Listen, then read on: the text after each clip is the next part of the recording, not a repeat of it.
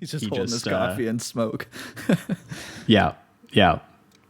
But it turns into, other conversations where, he gets a call from like a drug addict who's like describing his girlfriend having overdosed on acid, Valium and crack. And he's like, you need a doctor to pump your stomach. And, we'll call you an ambulance in just a second or something like that. He's just like, she's turning blue, man. She's foaming up the mouth, man. Yeah, she's sleeping for days, man. And this guy's like performance too. I don't know. Do you know who it was that was playing? It was Michael Wincott, dude. Yeah, Michael Wincott. He is fucking going off. He's got the like. He's incredible. He's so good, and he's so. It's strange because he's got the like that hair metal look when he's finally revealed, and we'll get to. Yeah, he looks details, like a character straight out of Decline of Western Civilization 2, the glam metal one. Totally, and he's talking like a quintessential stoner. Like he's got the like, "What's up, man? Yeah," but he's saying things that are really gross and don't really make sense. Like he's kind of like he's got this very sporadic brain where he can't really focus on one train of thought for more than a second, and he just kind of screams randomly. And even when he reveals himself to not be with a woman that's died of a drug overdose, and he's just like kind of trolling or whatever so that he could get on the show. I just wanted to be on your show, man. I didn't know what to say to you. Yeah, he still has this level, like he brings you discomfort as a character. It's a very strange mix mash of things that I've never seen before. Like I've never really seen this kind of unhinged personality associated with the like 80s hair metal youth or stoner youth, you know what I mean? And it was interesting. I really liked this character. Yeah, well, I mean, that's what's so interesting is like, and the whiplash you get both as someone who listens to a show and someone who's watching this movie, just going from like, having all these different debates that he's having and how he has to have them on a dime or be ready for, someone to call in and like make up a story about the fact that, there's like a woman dying right next to him, or a Nazi, questioning where his money comes from, or this woman complaining to him about the drugs thing, which I do love that at the end of that big drug rant where he's talking about how, the only people who benefit from prohibition are the gangsters making money and the politicians. And, so we should just legalize the damn stuff. And he's like, anyway, I'm Barry Champlain, and this is Night Talk. We're going to go to a message. I'll be right back after I shoot up. Yeah. He always has a way, a nice little sort of like rhythm to the way that he, really puts that final blade into people when he defeats them in the arguments. And it'll also happen in between like moments where, really strategically in the film, both Bogosian and Stone have left in these parts where, they'll leave the show running live as if we're watching it live.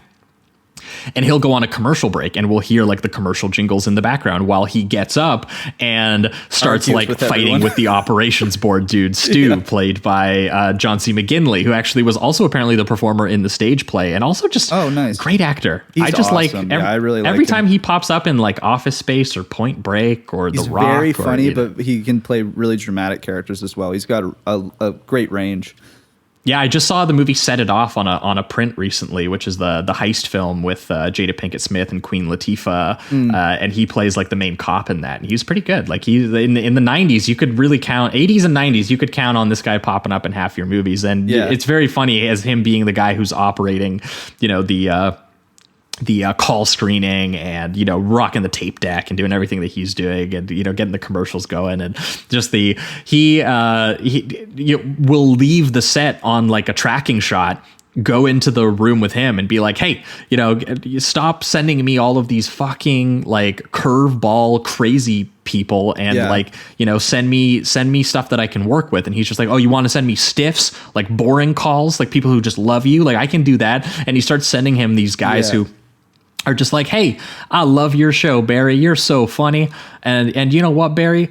I love the Jews. And he's talking to, and he's just like, he finds out, because I think the guy opens by saying that, hey, I'm black or something like that. He's like, good for you.